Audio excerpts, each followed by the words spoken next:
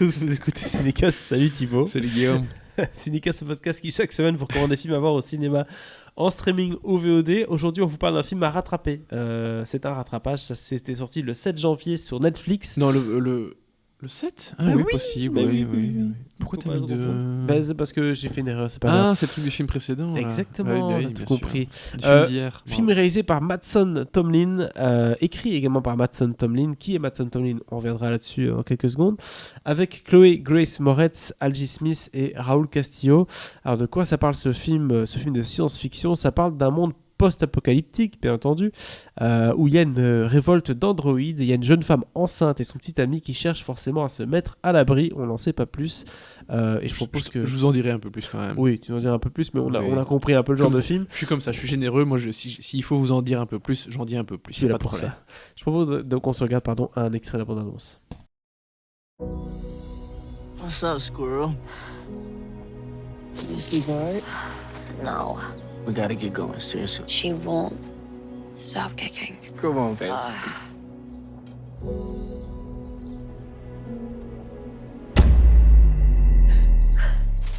Let's go.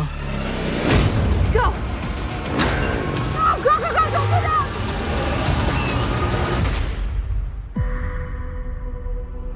Voilà, en tout cas, on va s'arrêter là. Vous avez vu sur la bande-annonce, il y a un grand Hulu qui apparaît. Et non pas un Netflix, c'est la bande-annonce américaine.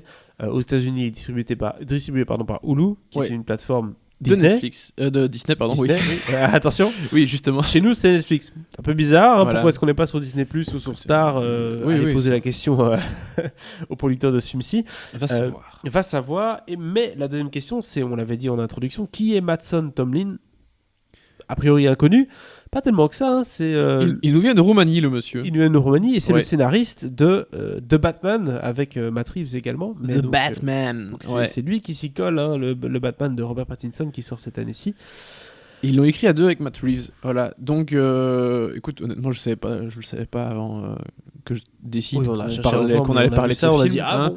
J'ai Voilà. vu qu'on était un peu à court de critiques pour cette semaine. J'ai fait hop, le petit film de SF rattrapage. de la semaine avec Chloé Grace Moretz. C'est sa Et spécialité. voilà Elle que le commence monsieur a bossé sur le Batman, donc Ouais. c'est une bonne info. Elle Voilà. commence en tout cas à se spécialiser. Hein. Chloé Grace Moretz dans les films un peu série B. Elle avait fait l'année passée, hein, c'était quoi Ouais, un film, une petite série B qui s'appelle Shadow in the Cloud, un film, un film fantastique où tout se déroulait dans un avion pendant la Seconde Guerre mondiale, où il y avait un bon tiers du film qui se déroulait dans l'espèce de cockpit dans lequel elle était. Enfin, c'est pas vraiment un cockpit, mais c'est un des postes de tir, tu vois, Ouais. dans lequel elle était.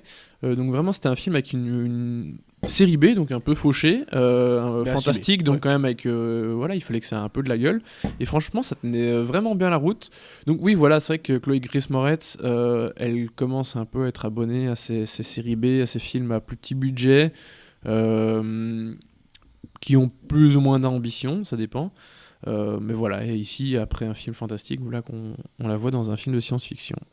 Film de science-fiction où elle joue donc une jeune femme enceinte qui va se battre contre les androïdes avec son mari. Jusque-là, on n'en sait pas plus. Est-ce que tu peux nous dire un peu plus sur le synopsis du film? Alors, ils sont pas mariés. Hein. Écoute, pour faire simple, on est dans un monde où, exactement, dans un monde où les androïdes sont au service des humains, voilà. Et puis, un jour, il y a une espèce de blackout, enfin, je sais même pas comment expliquer ça. Et soudainement, enfin, il y a un truc qui fait que tout d'un coup, les androïdes, ils se rebellent, et ça y est, quoi. We got the power, et on tue tout le monde. Et, voilà.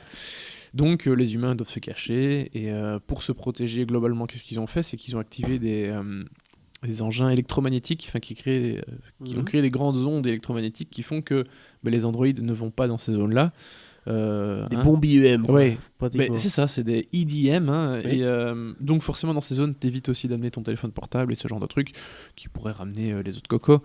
Mais globalement, toutes ces zones sont quand même pas incroyables. Hein. Je veux dire, c'est comme si l'humain était retourné au Moyen-Âge. Mais il paraît qu'au Japon ou en Corée, ils accueillent des gens, notamment les femmes avec les bébés. L'espoir d'une nouvelle civilisation, n'est-ce pas? Oui, et pour partir en bateau pour la Corée, il faut aller jusqu'à Boston. Mais pour aller jusqu'à Boston, il faut notamment traverser toute une zone, ce qu'ils appellent le No Man's Land. où en gros c'est très compliqué d'accéder à Boston sans te faire choper par les androïdes. Et soit tu traverses le truc à tes risques et périls, soit tu fais un détour de 3 semaines. Mais elle est à 9 mois là quasiment. Ah bon? Donc est-ce qu'ils font le détour pendant 3 semaines et c'est quand même galère avec un bébé après, hein? Ou est-ce que tu tentes le truc, quitte à devoir accoucher au beau milieu de nulle part et potentiellement avoir un bébé qui va crier et faire plein de bruit, alors que tu dois te faire discret pour aller tu dans restes un sur endroit. place et t'accouches dans ta voiture. Bref, j'ai envie de te dire. C'est compliqué, je vais pas vous raconter tout ce qui va se passer, mais globalement, c'est ça, il faut se sauver. En tout cas, c'est un pitch on ne peut plus banal et classique. C'est du bon pitch de petit film de SF. Hein. Voilà, il faut rejoindre Boston pour prendre le bateau. C'est assez classique, on pourrait se croire dans un jeu vidéo ici. Ouais. Autre chose qui crie, qui saute aux yeux quand on regarde la bande-annonce, c'est... Waouh, on sent qu'on a dû être un peu créatif pour nous montrer des choses de science-fiction avec un tout petit budget. Quoi, tu as l'impression qu'ils n'ont pas eu 200 millions ? Ah non, ça c'est sûr. Ouais. Ou s'ils les ont eu, je sais pas où ils sont, mais ils doivent être des potes à Danny Boone, là. Un petit montage financier, mais c'est pas possible. Ouais, non, ils ont pas eu 200 millions, ça c'est clair. Mais oui, c'est le genre de film de SF un peu fauché, où ils ont pas full thune. Du coup, de la SF, quand t'as des androïdes et qu'ils doivent mettre des effets spéciaux, etc., c'est pas trop mal fait. Mais globalement, tu vois qu'ils n'ont pas eu effectivement beaucoup de pognon et que donc c'est assez restreint et que du coup l'image n'est pas incroyablement belle parce que tu dois faire, tu dois trouver des petites astuces pour que tu aies quand même l'impression d'être dans un post-apo, etc. Enfin voilà, avec pas beaucoup d'argent. Donc oui, ça a été beaucoup système D. Enfin, j'exagère un peu, ils ont quand même de l'argent, hein, mais.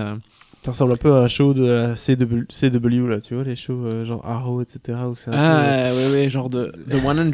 Ouais, par exemple, tu dis. Tu sais qu'il paraît qu'en France ils disent The 100. Donc The en anglais et puis 100 en français. Taper sur les Français parce que c'est.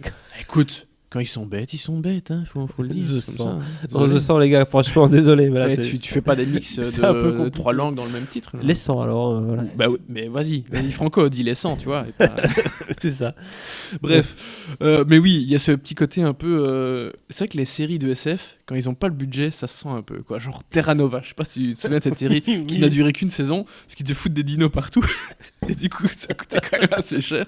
C'était produit par Spielberg en plus à l'époque. Under the Dome aussi, c'est comme ça. Ouais, c'est ça. C'est assez rare que ça envoie du budget. Si t'as pas une bonne série de SF avec du budget, c'est compliqué. Le seul épisode de télévision que j'ai vu où j'ai dit ah oui d'accord, c'est le premier épisode de Lost, je pense. Là, on peut se dire quand même ce décor d'avion écrasé sur la plage. Ouais. C'était assez impressionnant avec ces moteurs qui explosent et tout. Mais directement dès l'épisode 2, c'était bon, on a trouvé une trappe. Tu vois, c'était tout le budget est parti dans le premier. L'avion et on a dû faire l'avion. Alors, on a fait l'avion, c'est bon. C'est la scène. D'ailleurs, il est toujours à Hawaï, sur la plage, on peut aller voir, mais c'est tout. C'est simple que ça. Mais bon, voilà. Du coup, visuel de film de SF un peu fauché, qui est pas, honnêtement, c'est pas dégueulasse, mais voilà, ça sent c'est un film qui a eu peu de moyens. Point. Exactement, peu de moyens, mais Chloé Grace Moretz, John est talentueuse. Chloé Grace Moretz au casting de Kick-Ass notamment. Oui. Pas que là, mais voilà. En tout cas, écoute, j'ai l'impression que globalement les gens aiment pas trop Chloé Grace Moretz, que c'est pas une actrice incroyable, mais j'aime plutôt bien ce qu'elle dégage. J'aime plutôt bien ses personnages dans les films en général, et voilà, je trouve qu'elle s'en sort assez bien, quoi. Je pense qu'elle est arrivée avec un film, Kick-Ass, c'était vraiment un truc genre pour elle, et elle était incroyable dans ce film-là. Et donc du coup, les gens l'associent un peu à cette fille un peu hautaine, badass, qui a toujours une petite vanne, enfin tu vois. Mm-hmm. Et donc je pense qu'elle est un peu recalée à ça pour l'instant. Et puis il y a pas mal de filles qui lui ressemblent aussi. Tu vois, elle a un physique qui correspond à pas mal d'autres jeunes femmes. Je pense à Florence Pugh qui est... Oh là là, et wow. Il y a des similitudes. Je sais que c'est ton héroïne, mais voilà. Attention, il y a des similitudes. Que veux-tu ? Non, à la limite, par contre, là où il y a un peu plus de ressemblance, et pas forcément que physiquement, mais c'est plutôt avec des filles comme Hailey Steinfeld. Oui, par exemple. Ou machin de de Little Miss Sunshine, Abigail Breslin, tu vois. Voilà, forcément, ce sont des filles plus ou moins du même âge qui ont explosé dans des gros films à chaque fois. Mais pas Florence, non. J'ai pas dit qu'elle était aussi bien que Florence en termes d'actrice. Bref, ou même physique. Mais on va pas rentrer dans cette discussion-là. Si on devait noter ce film Mother Android du coup à rattraper sur Netflix, Thibaut, qu'est-ce qu'on lui donne ? Écoute, j'hésite entre 1 et 2 étoiles. La vérité se situe probablement entre les deux. Ça casse pas trop pattes à un canard. Ça faisait longtemps que je l'avais pas dit. Oui. Voilà, je peux pas passer un mauvais moment sur le moment même, mais c'est clairement pas mémorable qu'on se le dise. C'est ça, vous allez pas mourir moins con en regardant Mother Android. Non. Ça c'est sûr et certain. On va lui donner 1 étoile du coup. Je pense que c'est pas fou. On a hâte du coup de voir le scénario de The Batman. Hein. J'espère que ça va être sympa tout ça. N'hésitez pas à partager votre avis sur ce film dans les commentaires si vous l'avez vu qu'il est sorti le 7 janvier sur Netflix.